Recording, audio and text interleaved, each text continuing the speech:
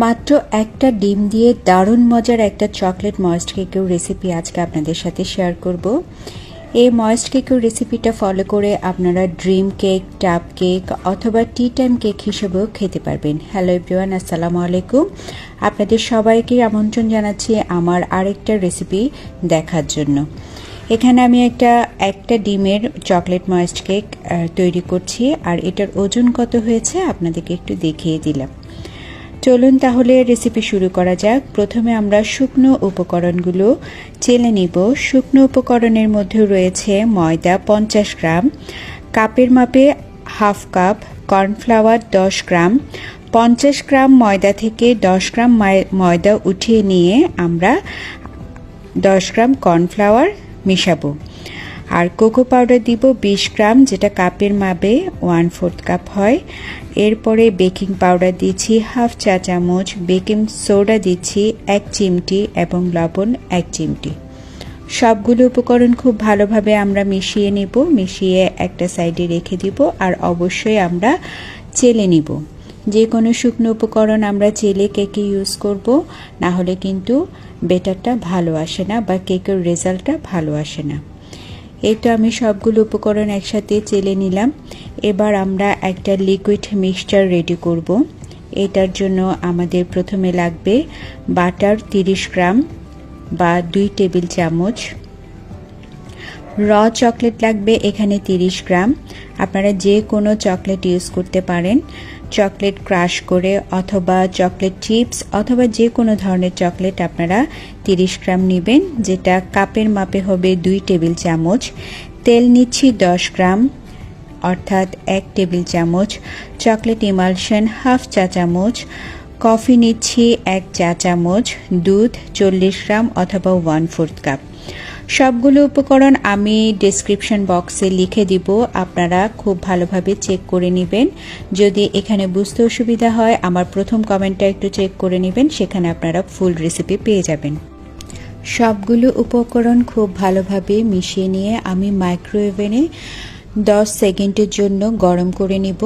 আপনারা double boiling process use করে এটাকে গরম করে নিতে পারেন, অথবা ফ্রাই প্যানে খুব লো আঁচে চকলেটটাকে গলে যাওয়া পর্যন্ত খুব ভালোভাবে মিশিয়ে নিলেই হবে।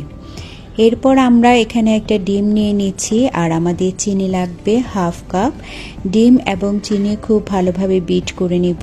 যেহেতু একটা ডিমের জন্য হাফ কাপ কিন্তু অনেক বেশি।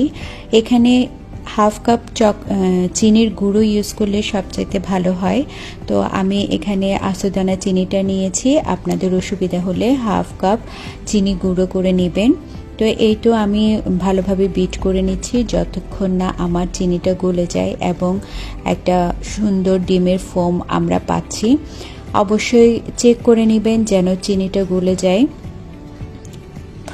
এরপরে আমি সেই লিকুইড উপাদানটা এটার সাথে মেশাবো। আমার লিকুইড উপাদানটা একটু গরম ছিল, তাই আমি চামচ দিয়ে কয়েকটা ধাপে মেশাচ্ছি। আপনারা চেক করে নেবেন, যদি একটা আঙ্গুল চুবিয়ে দিলে সহ্য করার মতো গরম থাকে তাহলে আপনারা সম্পূর্ণটা ঢেলে দিলেও পারবেন। তো আমি সব লিকুইড উপাদান ঢেলে দিয়ে ভালোভাবে বিট করে নিচ্ছি। আমার বিট করা হয়ে গেছে এবং আমি এর মধ্যে চেক করে নিয়েছি আমার চিনিটা গলে গিয়েছে কিনা। যদি চিনি না গলে তাহলে কিন্তু কেকের উপর ভেজা ভেজা থাকে, এটা আপনারা আগে জানেন, যারা নতুন তাদের জন্য বলছি। এরপর আমি এখানে শুকনো উপকরণগুলো মিশিয়ে নিব 2-3টা ধাপে। ময়েস্ট কেক আর স্পঞ্জ কেকের মধ্যে পার্থক্য আছে। স্পঞ্জ কেক বসে যাওয়ার, ডিমের ফোমটা বসে যাওয়ার একটা ব্যাপার থাকে। ময়েস্ট কেক, পাউন্ড কেক এইসব কেকে কিন্তু ডিমের ফোম বসে যাওয়ার কোনো ব্যাপার থাকে না। আপনি যে কোনোভাবে শুকনো উপকরণটা মিশিয়ে নিলে হবে, তবে খুব ভালোভাবে মিশিয়ে একটা মসৃণ বেটার রেডি করতে হবে। আর এর কনসিস্টেন্সিটা আপনারা দেখতেই পাচ্ছেন। আর এখানে আমি মোল্ড ইউজ করেছি 6 ইঞ্চি মোল্ড। 6 ইঞ্চি মোল্ডের নিচে বেকিং পেপার বিছিয়ে ম্যারাংটা ঢেলে দিচ্ছি এবং এটা আমি চুলায় বেক করেছি। চুলায় আমার 30 থেকে 35 মিনিট সময় লেগেছে। আর চুলার আঁচটা কেমন থাকবে আমি ভিডিওতে দেখিয়ে দিচ্ছি। আপনারা ঠিক এইভাবে চুলার আঁচে করতে পারেন। ইলেকট্রিক ওভেনে 170 ডিগ্রি তাপমাত্রায় 30 থেকে 35 মিনিট বেক করে নেবেন। আর এই তো আমার ময়েস্ট কেকটা একদমই রেডি। এই কেকটা আপনারা ফ্রস্টিং করতে পারেন অথবা টি টাইম কেক হিসেবেও খেতে পারেন। অবশ্যই একবার বাসায় তৈরি করবেন এবং আমাকে জানাতে ভুলবেন না আজকের রেসিপিটা কেমন হয়েছে। লাইক কমেন্ট শেয়ার করবেন প্লিজ, আর অনেক অনেক দোয়া করবেন আমার জন্য। আজকে এই পর্যন্তই। আর আমি কেকের ভেতরটা একটু দেখিয়ে দিচ্ছি। এই কেকটা অনেক বেশি মজা হয়। ড্রিম কেকের ভেতরে এই কেকটা ইউজ করা হয়ে থাকে। তো আশা করি আজকের রেসিপিটা আপনাদের অনেক বেশি হেল্পফুল হবে। আজকে এই পর্যন্ত, পরবর্তী রেসিপি দেখার জন্য পেজটা ফলো দিয়ে রাখবেন। ভালো থাকবেন, আল্লাহ হাফেজ।